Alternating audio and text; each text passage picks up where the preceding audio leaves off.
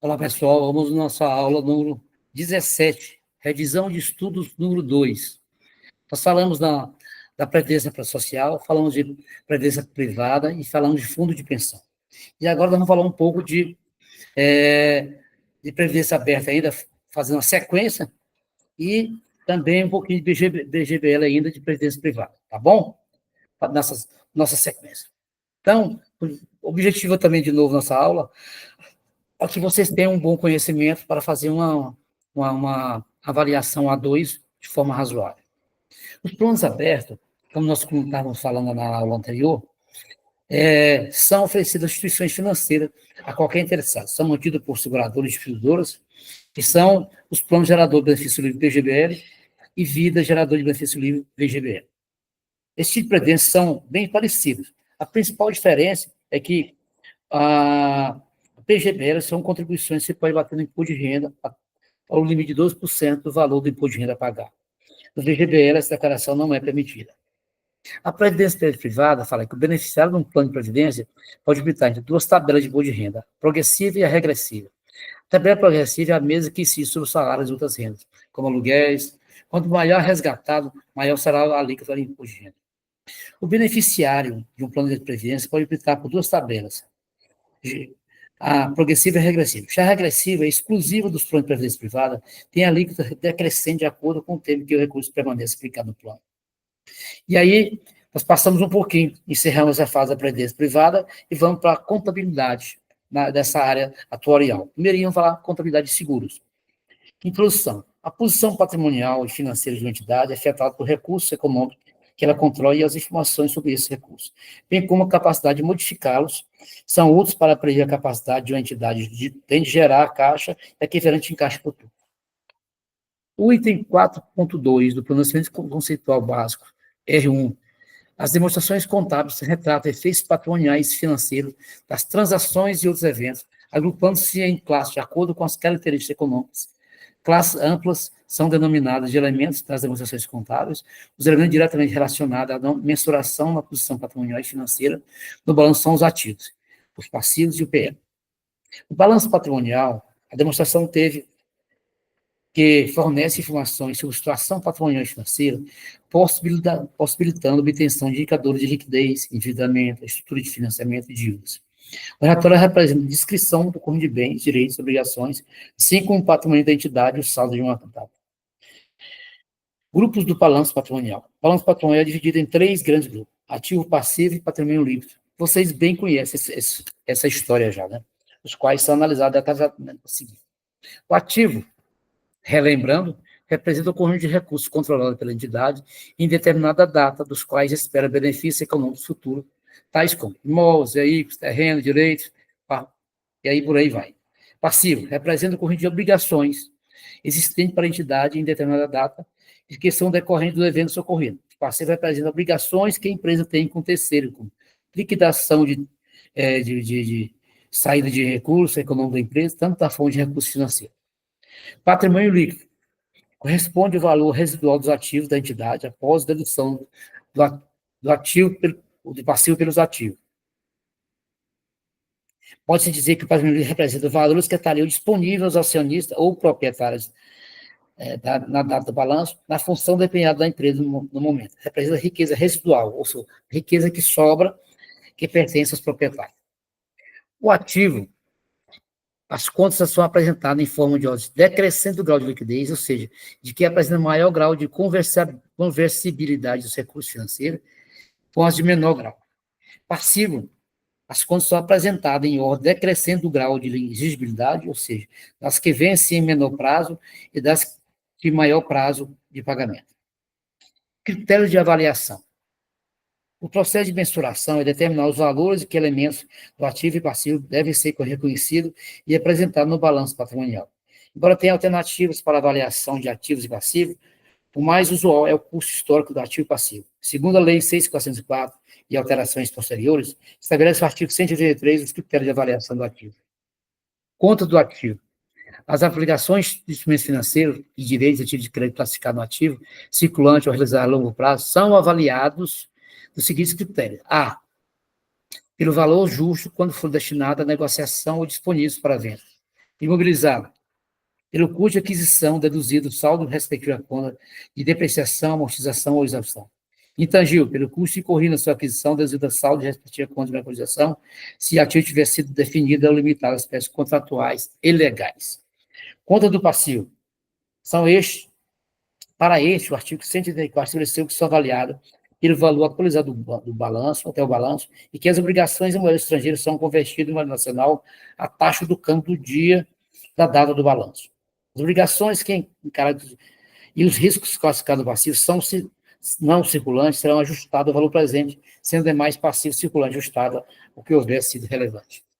O patrimônio líquido é o valor original investido pelos proprietários e lucros não restituídos. Em relação ao balanço patrimonial, a lei das SA, o artigo 173 diz: obriga a elaboração no final de cada exercício fiscal e subpublicação e indicação também dos valores correspondentes à demonstração do período anterior. Contas. A contabilidade utiliza-se de contas para controlar as operações de uma empresa. Nas contas, a contabilidade registra todas as transações realizadas no dia a dia da empresa, as quais podem aumentar ou diminuir os saldos das várias contas, alterando a estrutura patrimonial da empresa.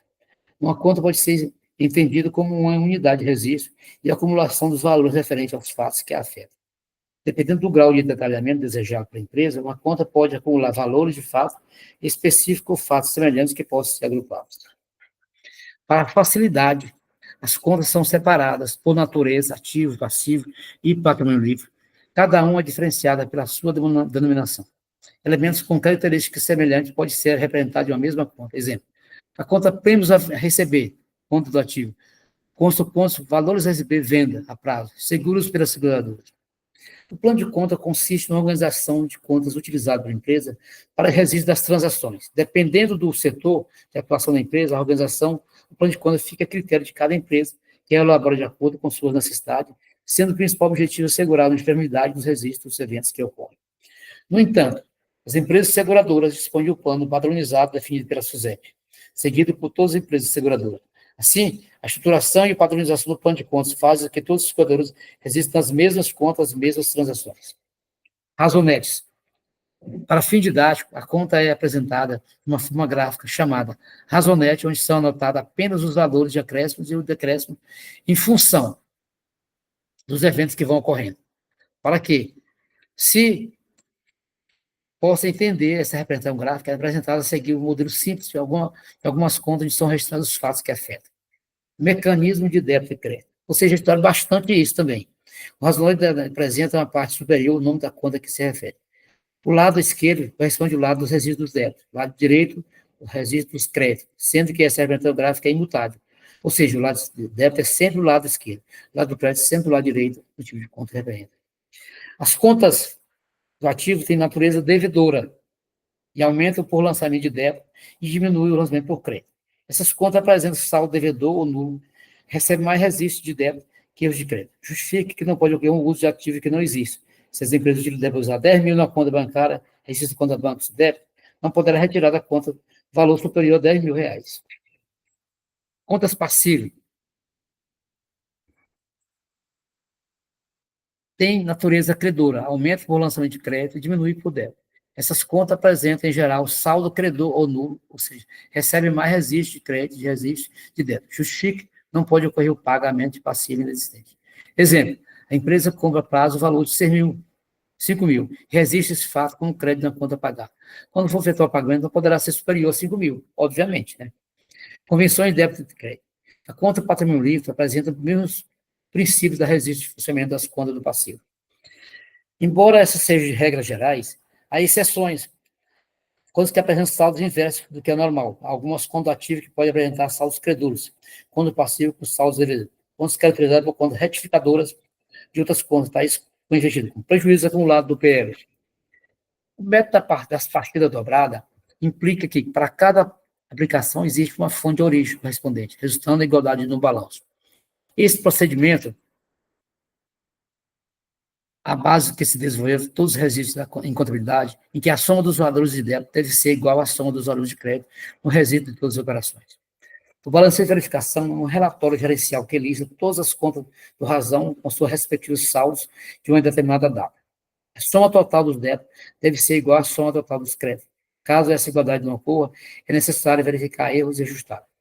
O balanceio antecede a preparação dos relatórios mensais, finais em contabilidade, balanço patrimonial, demonstração de resultado e outros. O livro diário é um documento obrigatório pela legislação em vigor, onde são registradas com individualização, a clareza e caracterização dos documentos respectivos, todas as operações da empresa, de maneira sequencial, por ordem de data, seguir apresenta-se um exemplo de diário. A demonstração do resultado, agora analisaremos eventos que têm efeito no balanço patrimônio líquido da empresa, decorrente das desempenhos de suas atividades, exceto a integralização de capital pelo sócio, caracterizando troca de ativo por outro. Obtenção de um ativo de recurso terceiro, liquidação de um passivo com redução de um ativo, entre outros. Resultado. Na contabilidade, o termo resultado assume a mesma conotação na medida do desempenho correspondente à mensuração do aumento ou diminuição do patrimônio líquido da entidade, caracterizando-se pela confrontação das receitas obtidas pela empresa no desempenho de sua atividade com as despesas incorridas para obter. Resultado. Assim, o resultado pode ser representado matematicamente pela seguinte relação matemática. Resultado igual receita menos despesa. Se o total das receitas for superior ao total das despesas necessárias para obter, diz que o resultado é positivo. Se a denominação do lucro líquido e recebe a denominação de lucro líquido. Na situação inversa, em que as despesas são superiores às receitas, esse resultado recebe a denominação de prejuízo. E aí, pessoal, nós fizemos aqui uma síntese do nosso